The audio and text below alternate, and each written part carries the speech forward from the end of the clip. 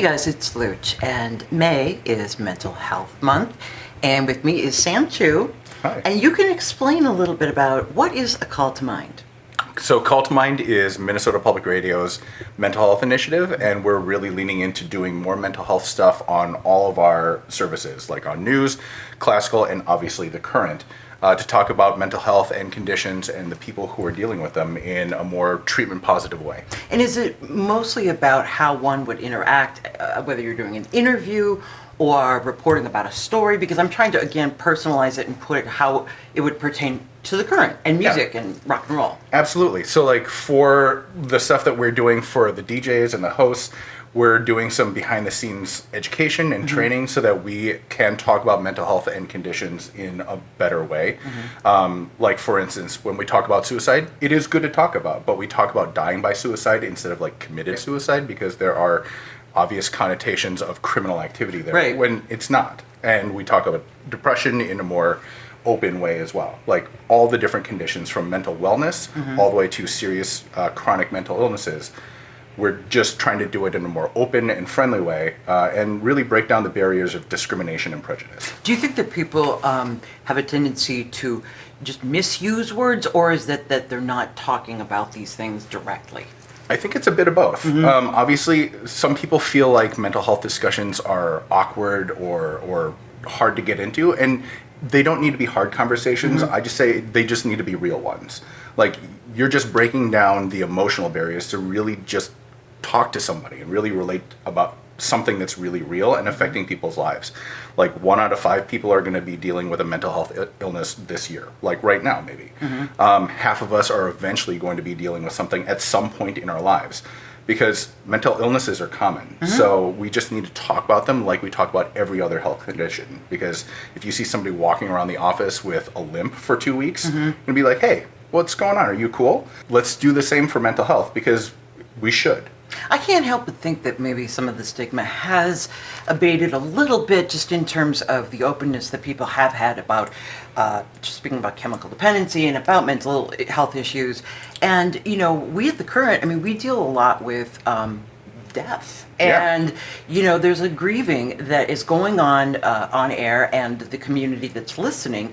And that's true for news as well. I mean, anytime someone passes and it becomes a story, the hardest part is how much of your own personal grief do you allow into what you're doing? And we say just be authentic.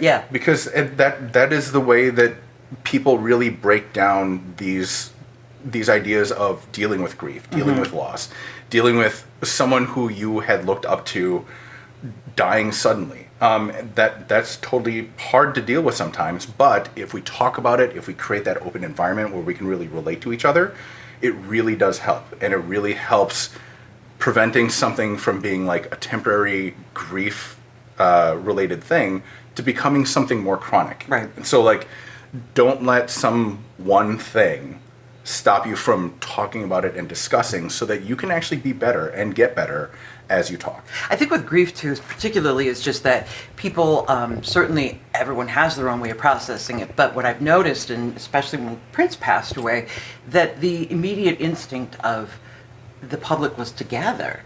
Because it was an instinct that people had to be with other people feeling the same way. And with mental illness, I think there's a lot of common threads in that, you know, there's open artists and musicians who talk very openly about their struggles with depression, anxiety, bipolar disorder. And, you know, again, the more understanding that we have of it, and I do think it just takes away some of the, "Ooh, don't say that." And I understand that about committing suicide, and, you know, maybe just having just a better thought of what language can I use that would actually be more appropriate. Yeah, totally. And like with a lot of the stories that we're talking about, and a lot of the musicians that we're talking about on the air, there's issues of substance use disorder. Like, and we're talking about substance use disorder because it's a physical illness, it's a mental illness that actually changes the brain chemistry to create a dependence and to create that addiction. And that is something that can be treated. And it's not something that it's not a shameful thing. It's an illness, just like I have high blood pressure.